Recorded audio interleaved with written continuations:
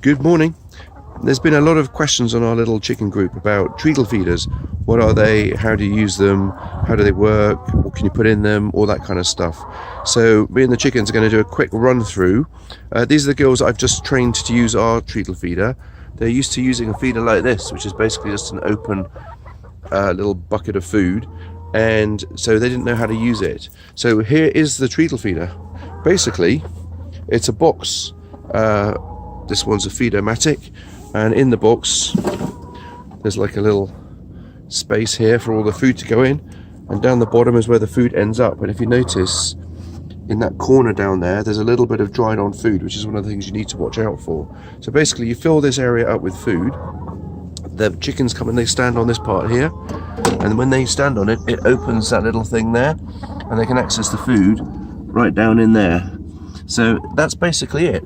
But some of the things that you need to watch out for are, it needs to be on a flat surface. So here are a couple of old tiles that we got from the bathroom. Keep them clean. Every now and again you need to clear it off so that it remains a flat surface and doesn't get bunged up. And you put the thing on there. And then one of the things that's quite interesting is they won't know how to use it to start with. And when they step on it and step off, you get that clang, and the clang tends to frighten them a little bit at the beginning. But let me show you what we did. So first of all, we need to fill it up. Fill the hopper up with food. That's one-handed. Here we go. Okay, one-handed didn't work, so two-handed. There we go. Let it down a bit flat. So we can close the lid, make sure it stays closed. It is waterproof, and when it rains, it is under the trees, but it stays pretty dry. And that'll last me about a week with these guys here. So the next thing is, how are they going to know there's food in there? So first of all, when they were new, I would have taken their food away, so they're really hungry, and then open the little thing by stepping on it, and then throw the food in. And then what we used was a brick, just to hold it open, and slowly keeping food off of them and actually teasing them a little bit and throwing it in. That's how they learnt where the food was. And one by one, they slowly got the hang of that. The temptation is to go and get some more food for them and put it in their normal feeder.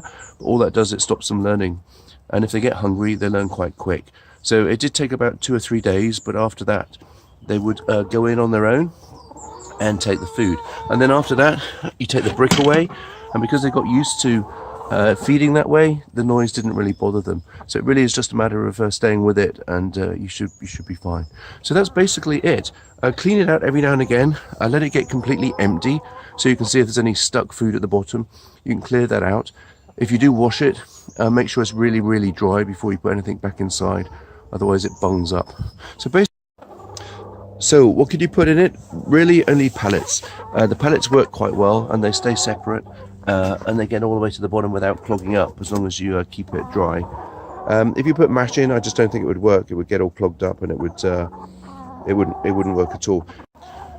And the good thing about this little step is to open it, you need to be as heavy as a chicken, and a rat or a mouse or a little garden bird can't get in there.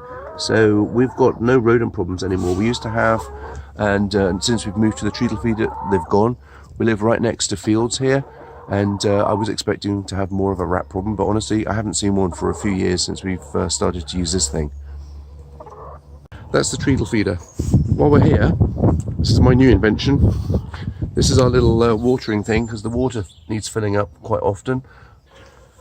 That's connected to this. There's a little pipe, goes to the downpipe. That comes from the gutter. Gutter's connected to the roof, and the roof's connected to the good old British sky, which is full of water. Anyway, good luck with your treadle feeders and watering systems, and have a great day from me and the chickens. Bye.